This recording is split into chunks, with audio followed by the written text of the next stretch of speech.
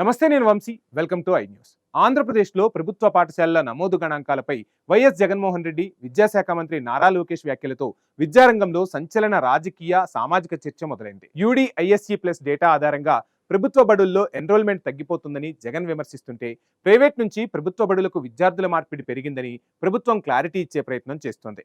విద్యాశాఖ చేపడుతున్న సమగ్ర సంస్కరణలు, ఎన్రోల్మెంట్ నిజాలు, విద్యార్థుల భవిష్యత్తుపై పూర్తి విశ్లేషణ ఈ స్పెషల్ స్టోరీలో చూద్దాం.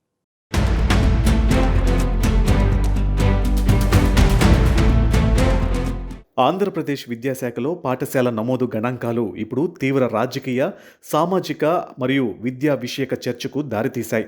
ప్రతిపక్ష నేత వైఎస్ఆర్సీపీ అధినేత వైఎస్ జగన్మోహన్ రెడ్డి పబ్లిక్ చేసిన యూడీసీ ప్లస్ డేటాను ప్రధానంగా ప్రస్తావిస్తూ తీవ్ర ఆరోపణలు గుప్పించారు. ఆయన లెక్కల ప్రకారం 2023-24 విద్యా సంవత్సరంలో రాష్ట్రంలోని ప్రభుత్వ పాఠశాలల్లో 40.50 లక్షలుగా ఉన్న విద్యార్థులు మొత్తం నమోదు సంఖ్య 2025 నుంచి 26 నాటికి 34.93 లక్షలకు దారుణంగా పడిపోయిందని, ఇది విద్యా వ్యవస్థ వైఫల్యానికి నిదర్శనమని విమర్శించారు. అయితే ఇదే సమయంలో రాష్ట్ర విద్యాశాఖ మంత్రి నారా లోకేష్ ఈ గణాంకాలపై స్పందిస్తూ మరో కీలకమైన చిత్రాన్ని బయటపెట్టారు. కేవలం ఈ ఒక్క విద్యా సంవత్సరంలోనే ఏకంగా 1.10 లక్షల మందికి పైగా విద్యార్థులు ప్రైవేటు పాఠశాలల నుంచి ప్రభుత్వ పాఠశాలలకు మారారని, ప్రభుత్వ బడులపై తల్లిదండ్రుల్లో నమ్మకం తిరిగి పుంజుకుంటుందని ఆయన స్పష్టం చేశారు. అయితే పైకి పరస్పర విరుద్ధంగా కనిపిస్తున్న ఈ రెండు గణాంకాలు వాస్తవానికి విద్యా వ్యవస్థలోని వేరువేరు కోణాలను సూచిస్తున్నాయి. విద్యారంగ నిపుణులు విశ్లేషణ ప్రకారం పాత బ్యాచ్లు 10th లేదా హయ్యర్ సెకండరీ పూర్తి చేసుకుని ఉత్తీర్ణులై బయటకు వెళ్లడం, జనాభా రేటులోని మార్పులు, కుటుంబాల వలసలు లేదా ఇతర సాంకేతిక కారణాల వల్ల ప్రభుత్వ బడుల్లోని మొత్తం విద్యార్థుల సంఖ్య తగ్గినట్లు రికార్డుల్లో కనిపించవచ్చు.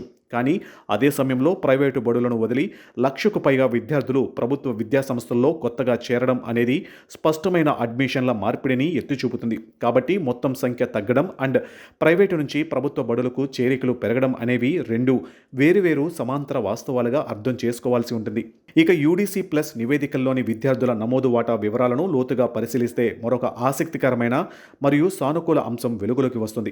2025-26 విద్యా సంవత్సరంలో రాష్ట్రంలోని మొత్తం విద్యార్థుల సంఖ్యలో ప్రభుత్వ పాఠశాలల వాటా 41.40% ఉండగా అది 2026 నుంచి 27 నాటికి 42.34% పెరిగింది. ప్రైవేటు విద్యా సంస్థల దాటిని తట్టుకుని ప్రభుత్వ పాఠశాలల నమోదు వాటా పెరగడం అనేది ప్రభుత్వ పాఠశాలల్లో విద్యార్థులను చేర్పించడానికి తల్లిదండ్రులు మొగ్గు చూపుతున్నారనే దానికి స్పష్టమైన సూచికగా మారుతుంది. దీనికి తోడు Rajiv Gandhi knowledge technologies universities IIIT ప్రవేశాలలో కూడా ప్రభుత్వ పాఠశాలల విద్యార్థులు అపూర్వమైన ప్రభంజనం సృష్టించారు. ఆర్జేయూకేటీ అందించే ప్రతిష్టాత్మక 6 ఏళ్ల ఇంటిగ్రేటెడ్ బీటెక్ ప్రోగ్రాంకు ప్రొవిజనల్గా ఎంపికైన మొత్తం 4,040 మంది విద్యార్థులలో ఏకంగా 3,907 మంది విద్యార్థులు కేవలం ప్రభుత్వ పాఠశాలల నుంచే రావడం ఇక్కడి ఉపాధ్యాయుల బోధనా పటిష్టతకు, ప్రభుత్వ విద్యా ప్రమాణాల ప్రతిభకు తిరుగులేని నిదర్శనంగా నిలిచింది. ఈ విజయాన్ని మరింత ముందుకు తీసుకుని వెళ్లేందుకు విద్యా వ్యవస్థను గ్లోబల్ ప్రమాణాలకు అనుగుణంగా మార్చేందుకు మంత్రి నారా లోకేష్ నేతృత్వంలో విద్యాశాఖ సమూల సంస్కరణలకు శ్రీకారం చుట్టింది. ఉపాధ్యాయులకు అంతర్జాతీయ స్థాయి బోధనా పద్ధతులు, వినూత్న క్లాస్ రూమ్స్ మేనేజ్మెంట్ విధానాలపై శిక్షణ ఇవ్వడంలో భాగంగా 29 మంది ప్రభుత్వ టీచర్లను ఏకంగా ఫిన్లాండ్కు పంపించడం విద్యారంగంలో ఒక మైలురాయిగా నిలిచింది. అంతేకాకుండా విద్యార్థినులలో క్రీడా ప్రావీణ్యం, ఫిజికల్ ఫిట్నెస్ మరియు లీడర్షిప్ క్వాలిటీస్ పెంచేందుకు షీ ప్లే పేరుతో బాలికల కోసం ప్రత్యేక స్పోర్ట్స్ ఇనిషియేటివ్ను అమల్లోకి తెచ్చారు. కరికులంలో నాణ్యమైన మార్పులు తీసుకురావడం, క్లాస్ రూమ్లలో డిజిటల్ లెర్నింగ్ సదుపాయాలను మెరుగుపరచడం వంటి బహుముఖ వ్యూహాలను ప్రభుత్వం అమలు చేస్తుంది. అయితే ప్రభుత్వ విద్యాశాఖ ముందు ఉన్న అతిపెద్ద సవాలు ఏంటంటే, ఇప్పుడు ప్రారంభించిన ఈ వినూత్న ప్రయత్నాలు అన్నీ క్షేత్రస్థాయిలో దీర్ఘకాలిక శాశ్వత ఫలితాలను ఇస్తున్నాయా లేదా అనేది నిరూపించుకోవడమే.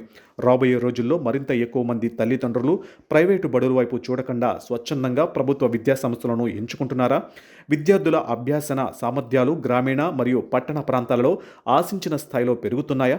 ప్రభుత్వ బడుల్లో చదివే పేద, మధ్యతరగతి విద్యార్థులకు అంతర్జాతీయ స్థాయిలో పోటీపడే మెరుగైన భవిష్యత్తు అవకాశాలు లభిస్తున్నాయా అనే ప్రశ్నలకు కాలమే సమాధానం చెప్పాల్సి ఉంటుంది. జగన్ ఎత్తిచూపిన మొత్తం ఎన్రోల్మెంట్ పతనం గణాంకాలు విద్యా వ్యవస్థ ముందు ఉన్న క్లిష్టమైన సవాళ్లను పునరాలోచించుకునేలా చేస్తుంటే, తాజా యూడీసీ ప్లస్ ట్రెండ్స్ అండ్ ఫలితాలు మాత్రం విద్యాశాఖ మంత్రి నారా లోకేష్కు ప్రభుత్వ పాఠశాలలపై తల్లిదండ్రుల నమ్మకాన్ని పూర్తిగా పునరుద్ధరించే ఒక గొప్ప అవకాశాన్ని ఇస్తున్నాయి. అంతిమంగా కార్పొరేట్ విద్యా విద్యా సంస్థలకు ఏమాత్రం తీసిపోని విధంగా ఏపీలోని ప్రభుత్వ పాఠశాలలు అత్యుత్తమ నాణ్యతకు కేర్ ఆఫ్ అడ్రస్గా మారి తల్లిదండ్రుల తమ పిల్లల భవిష్యత్తు కోసం మొదటి ప్రాధాన్యతగా ప్రభుత్వ బడులనే ఎంచుకునేలా వ్యవస్థ తయారవుతుందా లేదా అన్నదే విద్యా వ్యవస్థ ముందు ఉన్న అసలైన పరీక్ష.